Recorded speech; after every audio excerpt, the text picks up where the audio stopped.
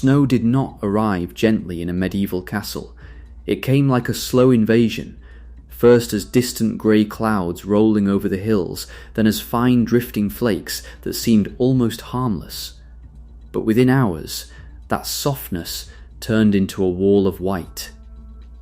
Wind pushed it sideways against the stone towers, forcing its way into every crack, every gap, every forgotten corner of the structure. A medieval castle, built to resist siege engines and human armies, was suddenly being tested by something far less visible, but far more persistent. Cold. Inside, life did not pause when the storm began. It simply became harder. The great stone walls that once symbolized protection now felt like frozen skin around a living body. They absorbed the winter air and held it with patience, releasing it slowly back into the rooms. Even near the largest hearths, warmth felt temporary, as if it existed only in the immediate circle of firelight. Step away, and the cold returned instantly, waiting like a silent presence. In the great hall, the heart of medieval castle life, people gathered closer than usual. This was not comfort in the modern sense, but necessity. The fire burned constantly, fed with wood that had been carefully stored for moments like this, yet even a large flame struggled against the sheer scale of the hall. Heat rose upward and vanished into the high ceilings, leaving the lower air heavy and cold. The stone floor beneath remained unforgiving, and those sitting too far from the hearth could feel winter pressing against their backs. As the snowstorm intensified outside, visibility from the narrow castle windows disappeared almost entirely. These windows, often just slits in the stone, were designed for defense, not light or warmth.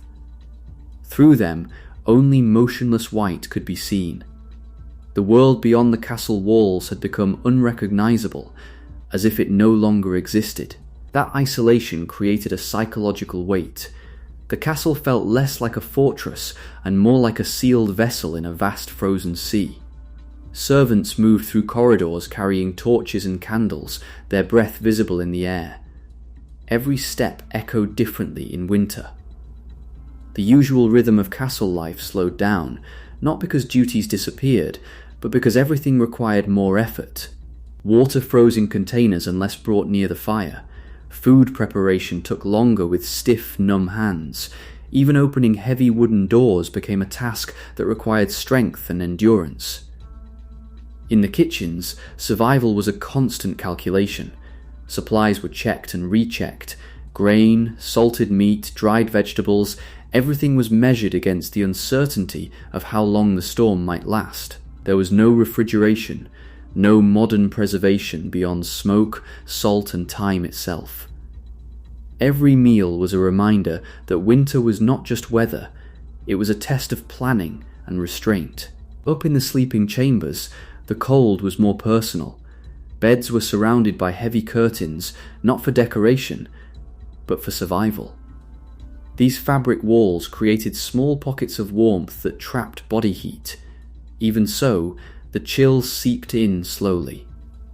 Servants sometimes placed heated stones beneath bedding before nobles retired for the night, a fragile attempt to soften the edge of winter. But as the hours passed, even that stored warmth faded, leaving sleepers layered in wool, fur, and quiet endurance. Outside, the snowstorm reshaped the castle grounds. Courtyards filled with drifting snow, turning familiar paths into soft, uneven terrain. Stables became louder as animals shifted uneasily, their breath mixing with the cold air. Horses stamped their hooves, trying to stay warm, while workers checked on them repeatedly, knowing that livestock was just as vulnerable as humans in these conditions. The castle gates remained shut, not dramatically, but firmly, as they always were in winter storms. No movement came in or out unless absolutely necessary. This enforced isolation intensified the feeling that time itself had slowed. Days blurred into one another, measured less by sunlight and more by the cycle of fire tending, food preparation, and brief moments of rest. In the lower chambers and storage rooms, the cold was even more intense. These spaces, often partially underground or poorly lit, held the winter like trapped air. Barrels, sacks, and stored goods were checked for spoilage or freezing damage. Mold and dampness were constant threats, and caretakers knew that small failures in storage could become serious problems weeks later. The people living in the castle adapted in quiet, practical ways. They wore multiple layers of wool clothing, rarely removing them. Movement became slower, more deliberate. Conversations shortened. Energy was conserved instinctively. Even emotional expression seemed muted, as if the cold had pressed down not only on bodies, but also on voices. Yet despite the harshness, there was structure. Routine did not disappear. It became more important than ever. Meals were still served, duties were still performed, guards still patrolled the walls, even as snow piled against stone battlements. Life continued, not with comfort, but with persistence. At night, the castle changed again. Darkness arrived early during winter storms, and with it came deeper silence. Wind howled through unseen gaps in stone. Firelight flickered against walls, creating shifting shadows that made rooms feel larger and emptier.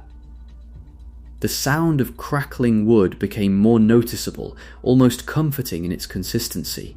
In the great hall, people often remained near the fire longer than necessary, delaying the return to cold sleeping chambers. Stories were told in low voices. Some spoke of past winters, others of distant places or religious hope. Laughter was rare but not absent. It appeared briefly, like a spark, then faded back into the seriousness of survival. Faith also played a role in enduring the storm. Within the castle chapel, candles burned against stone walls, offering a different kind of warmth. The air there was still cold, but the act of gathering, praying, and speaking words of hope created a sense of stability. In a world where weather could dominate daily life, belief offered structure where control was limited. As the snowstorm continued for days, fatigue set in. Not dramatic exhaustion, but a slow accumulation of strain. Sleep was not always restful. Cold crept into dreams. People woke frequently, adjusting blankets or moving closer to warmth sources. The body never fully relaxed in such conditions. And yet, within this harsh environment, there was resilience. The castle did not collapse under the weight of snow. The people did not stop functioning. They adapted continuously, almost instinctively, to conditions that demanded endurance over comfort. Every small action, feeding a fire, carrying water, repairing a garment, became part of a larger system of survival. Eventually, the storm began to weaken. It did not end suddenly. Instead, the wind softened first. Then the snowfall slowed. Light began to return in faint, pale forms through the thick clouds. The castle, once sealed in white isolation, slowly re-emerged from its frozen enclosure. But the aftermath revealed what endurance had cost. Supplies were lower, bodies were tired, structures required